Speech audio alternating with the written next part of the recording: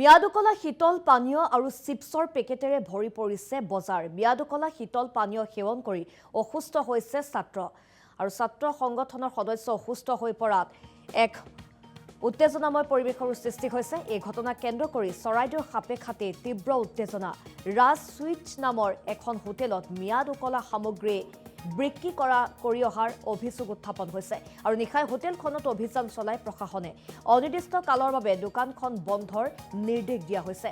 Hotel সম্পূৰ্ণ seal কৰাৰ দাবী তুলিছে টাই আহোম ছাত্ৰ সন্থাই আৰু নিশাৰ ভাগতে হোটেলখনত প্ৰশাসনে অভিযান চলাই আৰু এই হোটেলখনৰ বিৰুদ্ধে মিয়াদুকলা পানীয় লগতে চিপছ বিক্ৰী কৰাৰ অভিযোগ উত্থাপন হৈছিল আৰু এজন ছাত্ৰ নেতা অসুস্থ হৈ পৰিছিল আৰু তাৰ পাছতে উত্তেজনাময় পৰিৱেশৰো সৃষ্টি হয় আৰু এই হোটেলখন সম্পূৰ্ণৰূপে সিল কৰাৰ দাবী তুলিছে টাই আহোম ছাত্ৰ সন্থাই।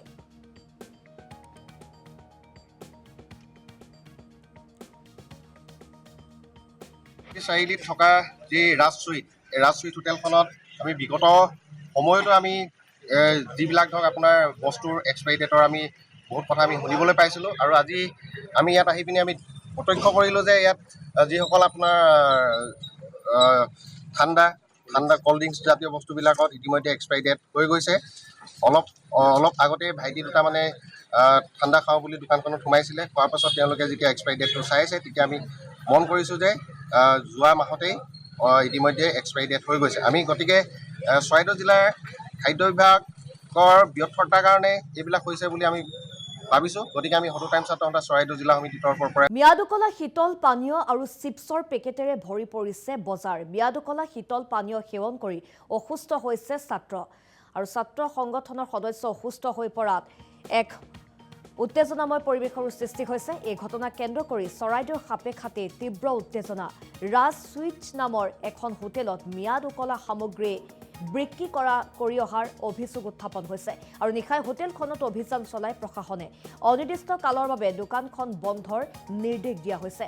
হোটেল সম্পূৰ্ণ সিল কৰাৰ দাবী তুলিছে টাই আহোম ছাত্ৰ সন্থাই আৰু নিশাৰ ভাগতে হোটেলখনত প্ৰশাসনে অভিযান চলাই আৰু এই হোটেলখনৰ বিৰুদ্ধে মিয়াদুকলা পানীয় লগতে চিপছ বিক্ৰী কৰাৰ অভিযোগ উত্থাপন হৈছিল আৰু এজন ছাত্ৰ নেতা অসুস্থ হৈ পৰিছিল আৰু তাৰ পাছতে উত্তেজনাময় পৰিৱেশৰো সৃষ্টি হয় আৰু এই হোটেলখন সম্পূৰ্ণৰূপে সিল কৰাৰ দাবী তুলিছে টাই আহোম ছাত্ৰ সন্থাই।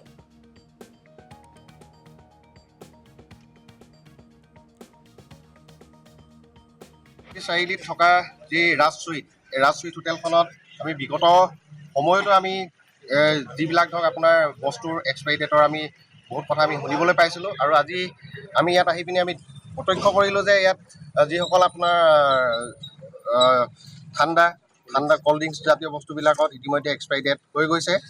অলপ আগতে ভাইটি দুটা মানে ঠাণ্ডা খাওঁ বুলি দোকানখনত সোমাইছিলে। খোৱাৰ পাছত তেওঁলোকে যেতিয়া এক্সপাইৰী ডেটটো চাইছে তেতিয়া আমি মন কৰিছোঁ যে যোৱা মাহতেই ইতিমধ্যে এক্সপাইৰী ডেট হৈ গৈছে। আমি গতিকে চৰাইদেউ জিলাৰ খাদ্য বিভাগৰ ব্যৰ্থতাৰ কাৰণে এইবিলাক হৈছে বুলি আমি ভাবিছোঁ। গতিকে আমি সদৌ টাইমছ ছাত্ৰ সন্থা চৰাইদেউ জিলা সমিতিৰ তৰফৰ পৰা